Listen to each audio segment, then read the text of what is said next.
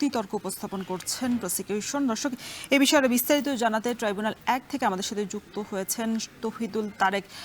তারেক, দ্বিতীয় দিনের মতো যুক্তিতর্ক উপস্থাপন করছেন প্রসিকিউশন, এ বিষয়ে আপনার কাছে কি তথ্য আছে জানাবেন।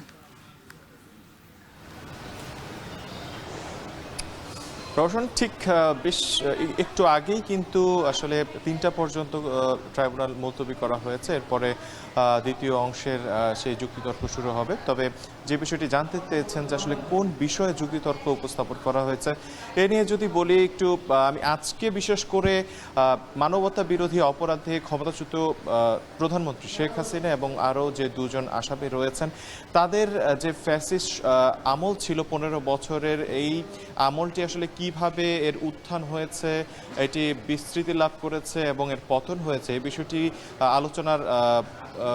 আলোচনা করা হয়েছে। এবং শুরুতেই এই ফ্যাসিস্ট সরকারের যে উত্থান যেটি হয়েছিল আসলে পিলখানা হত্যাকাণ্ডের মাধ্যমে, এখানে চিফ প্রসিকিউটর তাজুল ইসলাম কিন্তু সেই ঘটনাটি শুরুতে উল্লেখ করেন যে পিলখানা হত্যাকাণ্ডের মাধ্যমে শেখ হাসিনা কিভাবে তার ক্ষমতার যে ধরে রাখার যে কৌশল, সেই কৌশলটি শুরু করেছিলেন। এবং সেখানে উল্লেখ করা হয় যে সেনাবাহিনীর প্রতি শেখ হাসিনার আগে থেকেই একটি ক্ষোভ ছিল, যে ক্ষোভের বশবর্তী হয়ে তিনি সরকারের ক্ষমতা গ্রহণের পর 2009 সালে প্রথমে পিলখানা হত্যাকাণ্ড সংগঠিত করে এবং এরপরই বিভিন্ন ঘটনা হেফাজতে ইসলামের উপর শাপলা চত্বরে যে গণহত্যা পরিচালিত হয়েছিল, সেই গণহত্যা উত্থাপন করা হয়। এরপরই কিন্তু তাজুল ইসলাম যে বিষয়টি উল্লেখ করেন যে একটি ফ্যাসিস্ট সরকার গঠনের জন্য যে অন্যতম শর্ত থাকে সেটি হলো ওয়াইড স্প্রেড এবং সিস্টেমেটিক ওয়ে। সেই ওয়েটি কিভাবে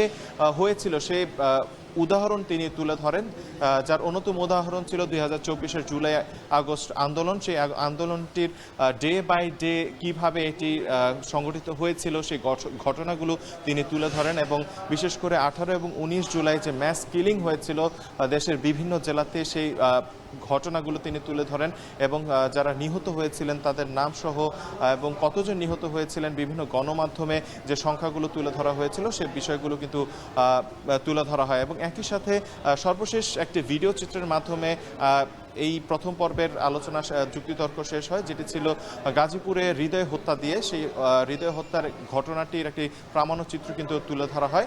এরপরেই কিন্তু ঘটনাটি প্রথম অংশের আলোচনা শেষ হয়। এই ছিল আমার কাছে সর্বশেষ। মানবতা বিরোধী অপরাধের মামলায় শেখ হাসিনা সহ 3 জনের বিরুদ্ধে এই মুহূর্তে ট্রাইব্যুনাল 1-এ দ্বিতীয় দিনের যুক্তিতর্ক উপস্থাপন করছেন প্রসিকিউশন। সে বিষয়ে আমাদেরকে বিস্তারিত জানাচ্ছিলেন সহকর্মী তৌহিদুল তারেক।